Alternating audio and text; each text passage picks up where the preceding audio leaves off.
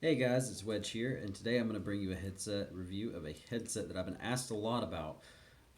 As far as my personal experience, how it would compare to another headset, would I recommend it? So, getting right into it, that headset that I'm talking about is the Turtle Beach Stealth 600. This particular one is the Xbox One edition. It does come out on PS4 as well, or there is a PS4 version as well. But it is set up to work with that console's wireless. So the PS4 version has a dongle that plugs in via the USB port that allows it to get its wireless signal. The Xbox version, however, has the wireless built in to sync to the Xbox itself, which is a really cool feature. As far as I know, and I'm about 99.9% sure that I'm right on this, it is the only headset that uses the actual console's wireless to sync with it without having to have some sort of adapter or a mix amp or something like that. So let's get right into it. Looking at the headset, this is what it looks like. Whenever you take it out of the box, I'm not gonna lie, it feels kind of flimsy. The plastic doesn't feel really great. It kind of creaks. Mine in particular on the left ear pad. But as I've messed with it more and I've made adjustments and I've used it the last couple days, I feel like it's pretty darn durable.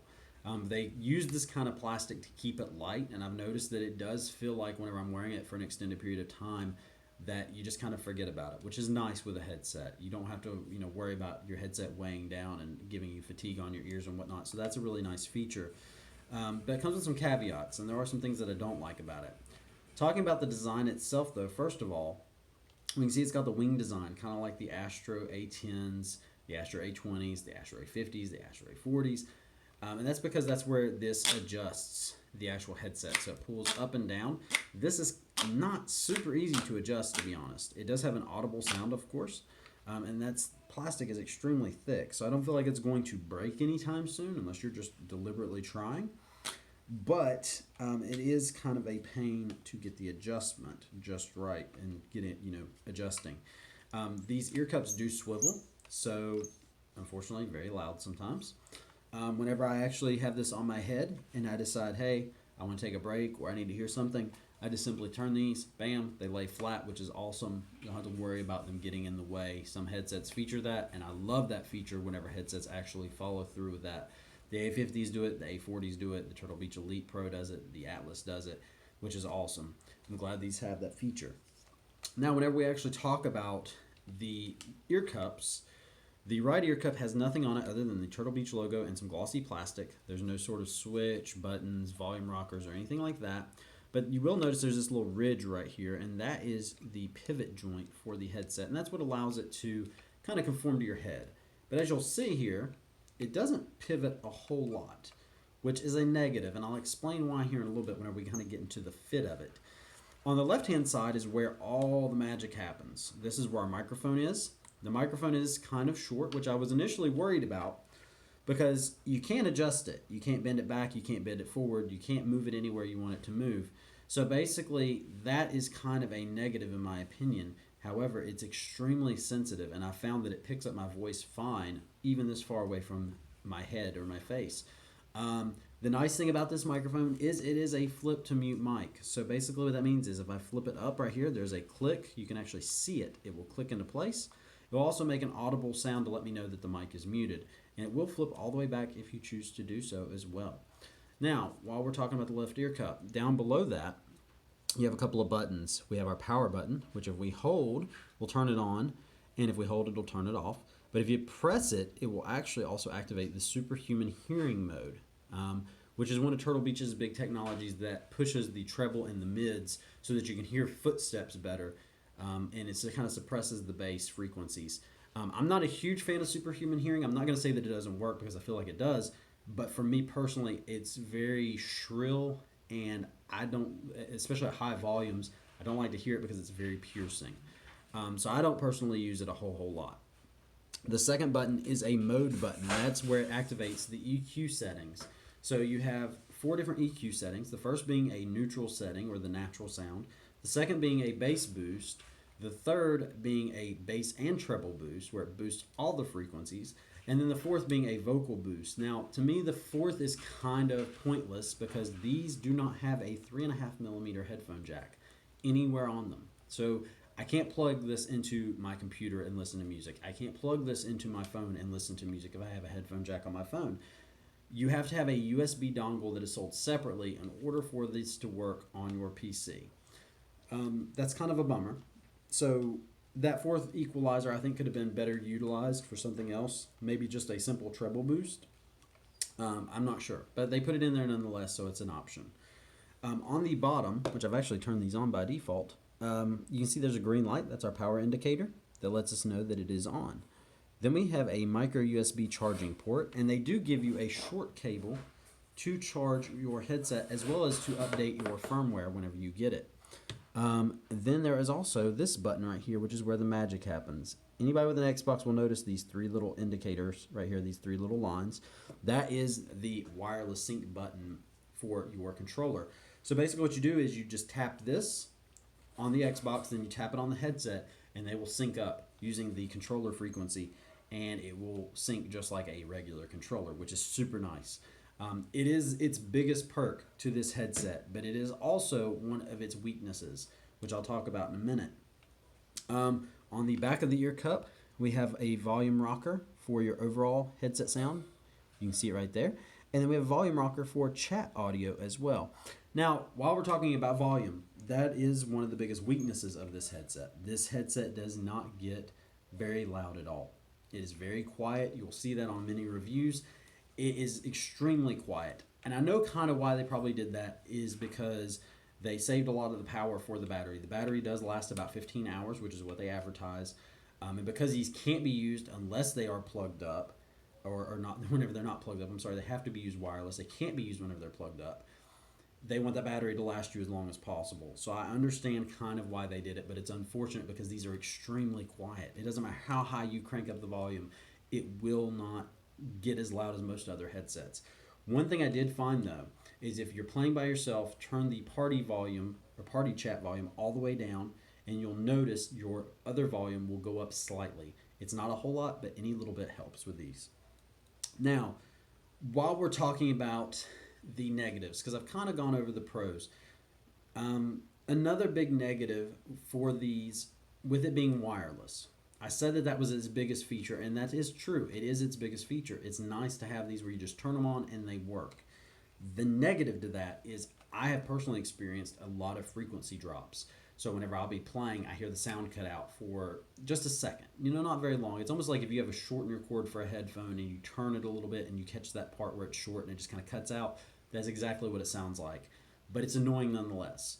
Especially whenever you take into consideration that this particular headset usually costs between $85 and $100. While that is still borderline entry level, cost, I feel like for some people, $100 is not just disposable income. It should be justified if I'm going to go out and drop $100 on a headset. So I feel like that should have been worked out a little bit better, or they should have updated it. I have updated to the latest firmware as suggested, and it still does it. Not all the time, but from time to time, which is just kind of annoying. So that's why I said it is its biggest feature, but it's also a drawback as well. Another thing that I don't care for on this particular headset, the materials that are used on the ear cups are the typical Turtle Beach. They've used them on the PX24s, the PX22s, the PX4s. It's basically like a mesh material, almost feels like an athletic mesh, like a wicking away material. It's not abrasive, it's very soft and all that, and that's great. But these ear cups are not very plush. The cushioning is very, you can kind of see it there, it's kind of thin. I noticed that my ears touched on the inside of this, and there is no foam right here. It's literally just a little cloth covering the grill of the speaker. But the biggest thing about these not having plush ear pads is that they don't get a great seal on my head. So I feel like there's a gap right here, which I know you really can't see it, but I feel like there's a gap right here because they just don't conform very well to my head. And that would have been solved so easy if they would have added a little bit extra padding. A great example of that is like with the Elite Pros or the Elite Atlas. They have such a thick padding, but the reason they do that is because it makes a fantastic seal. Also, with these not being able to pivot a whole lot, that again does not help with creating that seal. There's not a whole lot of clamping force on this headset, which is nice. It's not uncomfortable to wear, because I don't feel like I've got these, just pulling in against, pulling my toward my head. But it doesn't create a great seal. So like right now, I can hear myself crystal clear. These do have a mic monitoring feature, which is nice. So whenever you flip the mic down, you can hear yourself just fine. And you can actually adjust that in the Audio Hub app, where you want to adjust the tone, the mic monitoring levels, and all of that. You can adjust it. But I don't necessarily know that you needed it, to be honest, because again, these don't create a great seal. So I can hear myself just fine.